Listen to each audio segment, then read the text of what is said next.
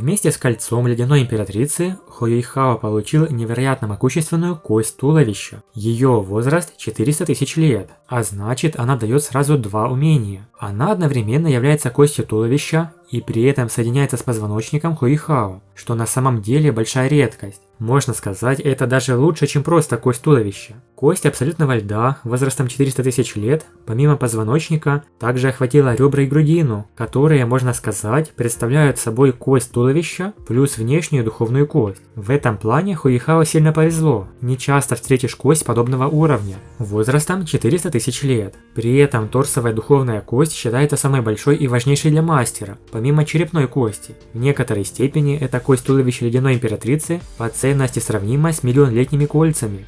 На этих выходных я снова планирую провести стрим. Буду очень рад, если вы присоединитесь. Мы поговорим о новой вышедшей серии Боевого континента 2 и Пожирателя звезд. А еще обсудим последнюю серию Расколотой битвы Синева Небес. О точной дате, как обычно, напишу и сообщу заранее. Кость туловища – это соединение между 6 костями духа, а также ядро. Хорошая кость туловища может определить направление, в котором духовный мастер будет сливаться с остальными костями в будущем. Что еще более важно, кости туловища оказывают наибольшее влияние на организм и оказывают очень хорошее питающее и укрепляющее действие на все внутренние органы. Таким образом, даже если у духовного мастера есть шанс слиться только с одной духовной костью, кость туловища окажет наибольшее влияние на физические качества. Хуэйхао еще больше повезло, так как кость туловища была его первой духовной костью. Это дало превосходный толчок для дальнейшего развития и заложило прочные крепкие основы для его культивации. Итак, какие два навыка получил Хуэйхао вместе с костью от ледяной императрицы Скорпиона?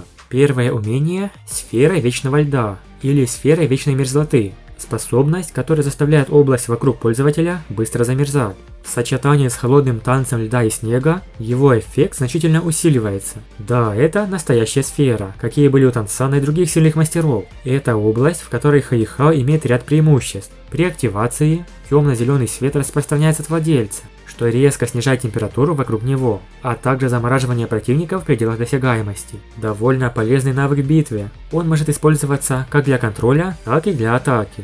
В будущем Хуэйхао сможет быстро замораживать окружающую область даже на 1000 миль.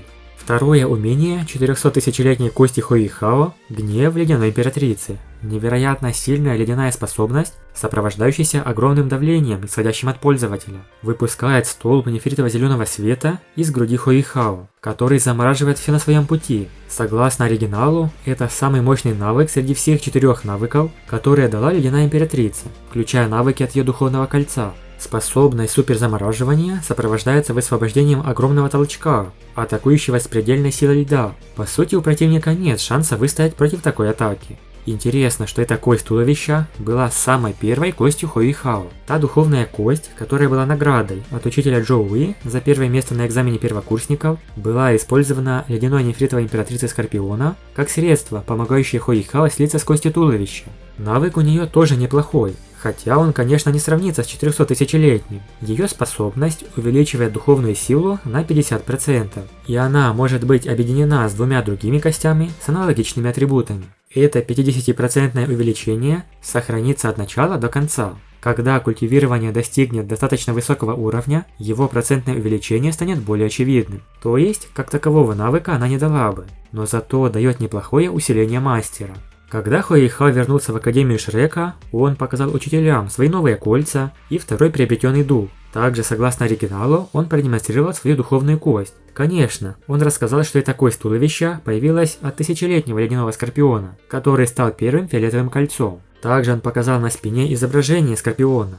Однако никто, кроме Хуэйхао, не мог знать, что это ледяная императрица скорпионов. Остальные могли бы подумать, что это обычный 1000-летний скорпион. Кстати, в целой трилогии Боевого континента эта кость туловища Хуэйхао 400 тысяч лет занимает 3-е место по силе и могуществу. На 1-м месте находится кость туловища Тансана в 1 000 000 лет от короля китов. Нам так и не показали 4 навыка кости Тансана. Однако, без сомнения, мы увидим способности кости туловища Хуэйхао в будущих битвах. Как же хочется посмотреть на эти 2 умения кости 400 тысяч лет. Напишите в комментариях, как по-вашему, насколько сильны будут эти навыки.